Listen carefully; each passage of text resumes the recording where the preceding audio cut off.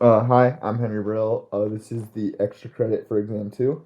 Um, so here's my doc. I chose to do the normal distribution and then change of variables. I'm gonna go over change of variables first and then normal distribution. This is the video explaining what I'm doing.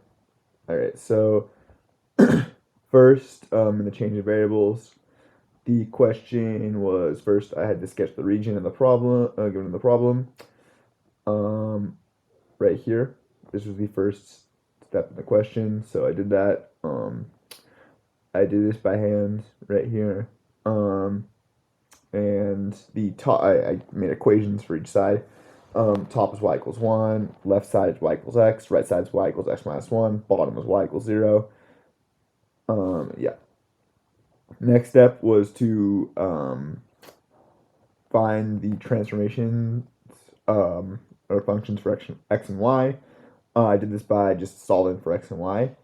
And then I used this substitution, y equals v, and then I got these two equations.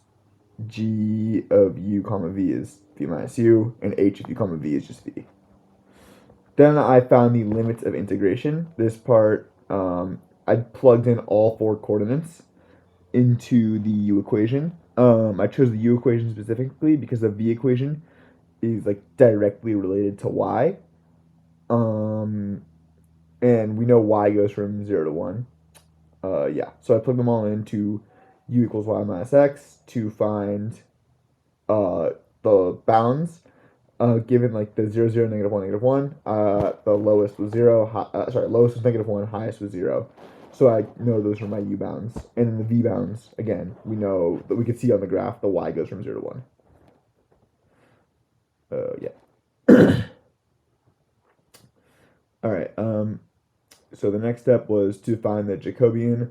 I used the formula that was provided.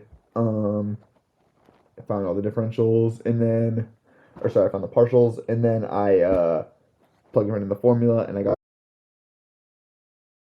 So then I replaced the integrand, and then I the original, which is right here, did the limits for u and then v. The direct substitution was y minus x equals u, so I set that in.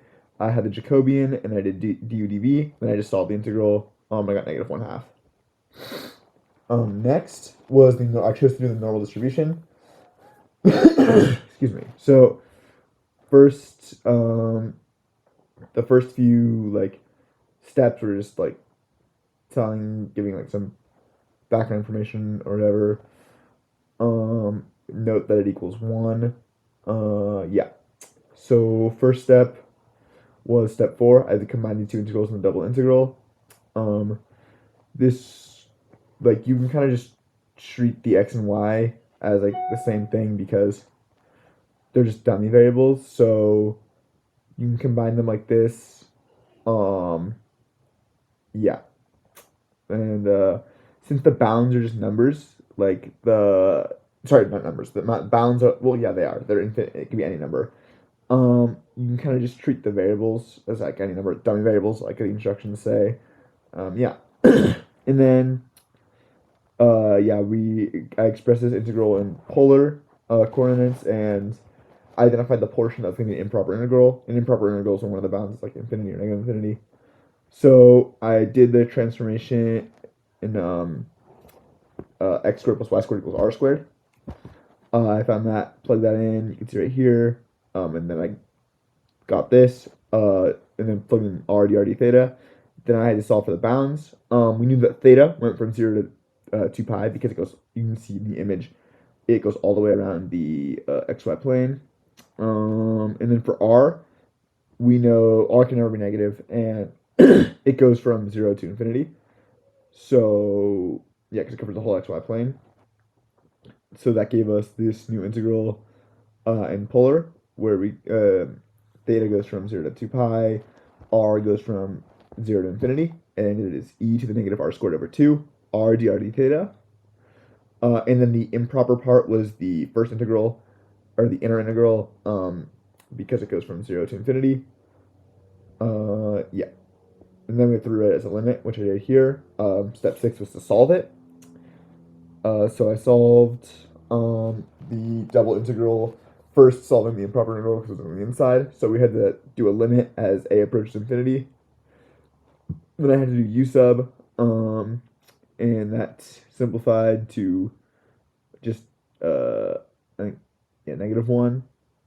Uh, and then I just did the second integral, and I ended up getting 2 pi.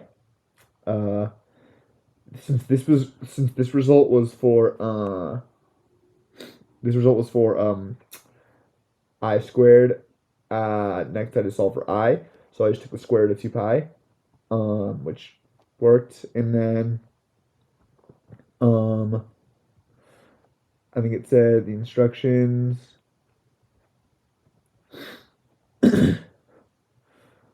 Yeah, use check the integral, um, and Wolfram Alpha to make sure you get the same result, which I did, and I screenshotted it. Oh, here it is, and then I also screenshotted it on the doc right here, square root of 2 pi, so that's correct. Then the final part was normal distribution part, where we just solve for k, and since we know it equals 1, we could set the double integral equal to 1, and like given the result, since we already integrated, we knew the answer was just going to be 2 pi. Um, we just, and since it was I squared now, we just squared k, and we knew what this section was going to be. It was going to be 2 pi. So we did k squared 2 pi equals 1. You can do that right here. Divide both sides by 2 pi. Then took the square root of both sides, and we got k equals square root of 1 over 2 pi, or just k equals 1 over square root of 2 pi. Then I had to compare my result to Google, which is correct. You can see that. And then, yeah, from Google, I found the formula as that. It includes my value for k and just the standard deviation. Yeah. All right. Thank you.